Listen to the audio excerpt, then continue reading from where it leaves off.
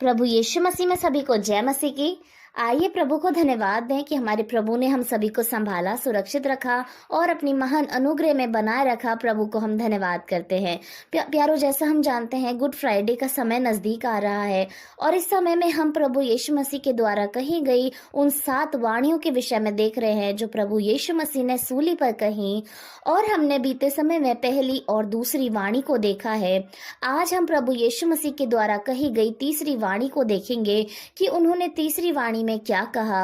हम प्रभु यीशु मसीह के द्वारा कही गई तीसरी वाणी के विषय में देखते हैं यूहन्ना रचित सुसमाचार उसकी 19 अध्याय की 26वीं आयत में, जिसमें इस प्रकार लिखा है, जब यीशु ने अपनी माता और उस चेले को जिससे वह प्रेम रखता था पास खड़े देखा तो अपनी माता से कहा, हे नारी, देख ये तेरा पुत्र है। तब उसने चेले से कहा, ये तेरी माता है, और उसी समय वह चेला उसे अपने घर ले गया। आमीन। प्रभु को धन्यवाद करते हैं सुंदर उम्दा वचन के लिए। प्यारो, यहाँ तीसरी वाणी में प्रभु यीशु मसीह के द्वारा कहा गया जो वचन था उसको यदि हम देखें तो ये है कि हे नारी, देख ये तेरा पुत्र है। ये थी प्रभु यीशु मसीह के द्वारा कही गई तीसरी वाणी। अब हम इसको देखें तो प्रभु यीशु मसीह अपनी माता से कह रहे हैं, अपनी माता से कह रहे हैं, हे नारी, देख ये तेरा पुत्र है। यहाँ पर यीशु मसीह ने अपनी माता को हे नारी करके संबोधित किया है। क्यों? वो उनकी माता है और वो उन्हें माता कह के, माँ कह के भी कह सकते थे, पुकार सकते थे, लेकिन प्रभु यीशु मसीह ने उन्हें हे नारी कहकर पुकारा। क्यों? क्योंकि इसीलिए ताकि उनकी माता ये ना सोचें कि यीशु मसीह उनके पुत्र हैं। यीशु उद्धारकर्ता, वो जो सृष्टि में आया है, वो उनका पुत्र है और उनके द्वारा उन्हें उद्धार मिलेगा। सिर्फ इसी के कारण उद्धार की प्राप्ति नहीं हो सकती कि यीशु मसीह उनके घर में पैदा हुए, उनके द्वारा पैदा हुए, परंतु यीशु मसीह के उद्धार को पाने के लिए विश्वास की जरूरत है, मन फिराव की जरूरत है।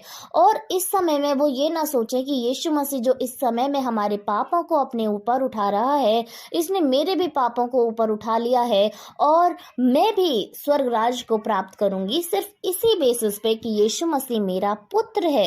यदि ऐसा होता तो यीशु मसीह उससे हे माता कहकर पुकारते, लेकिन ऐसा नहीं था कि यीशु मसीह उनके बेटे हैं और इसी के द्वारा उन्हें उद्धार मिलेगा। इसलिए यीशु मसीह उन्हें हे नारी कहकर संबोधित किया है, ताकि इसके बाद यदि वो अपने जीवन में प्रभु यीशु मसीह के वचन को अपनाएं और उसी को रखें, तभी उनके जीवन के आधार पर उन्हें उद्धार की प्राप्ति होगी।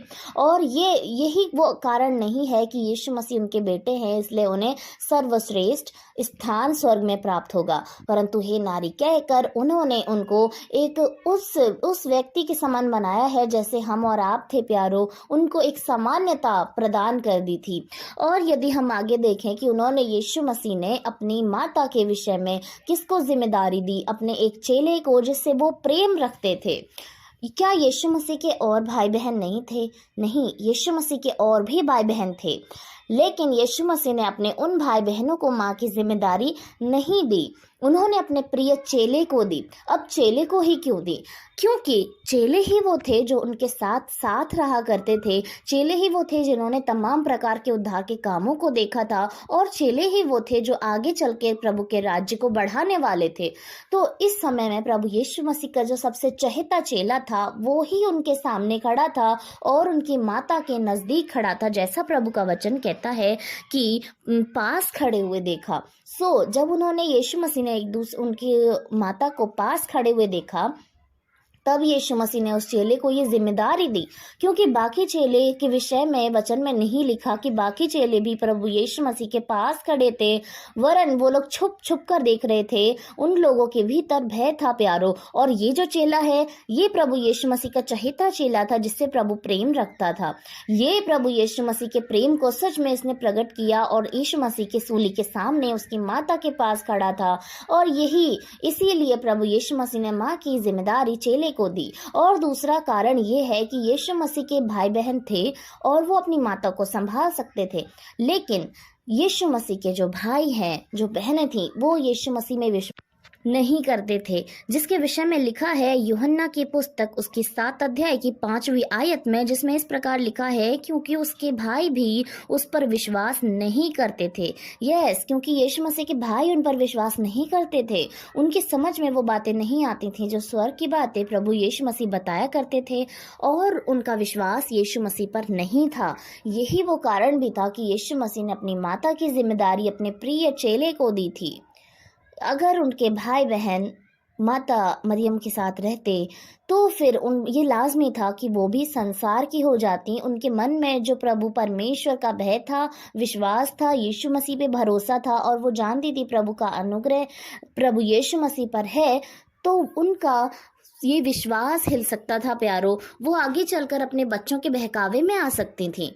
लेकिन इसीलिए यीशु मसीह ने अपने चेले को अपनी माँ की जिम्मेदारी को दिया, ताकि उनके चेले जो उनके साथ साथ रहा करते थे, स्वर्ग की बातों को उन्होंने सुना था, माता मरियम को भी उसी रीति से वही बातें उन्हें सुनने के लिए मिले, और उनका जीवन जो है वो प्रभु यीशु मसीह को पॉइंट आउट करके ही बीते, और बाहर की बातें उनके जीवन में ना आए, जैसा उनके भाई बहन विश्वास नहीं किया करते थे।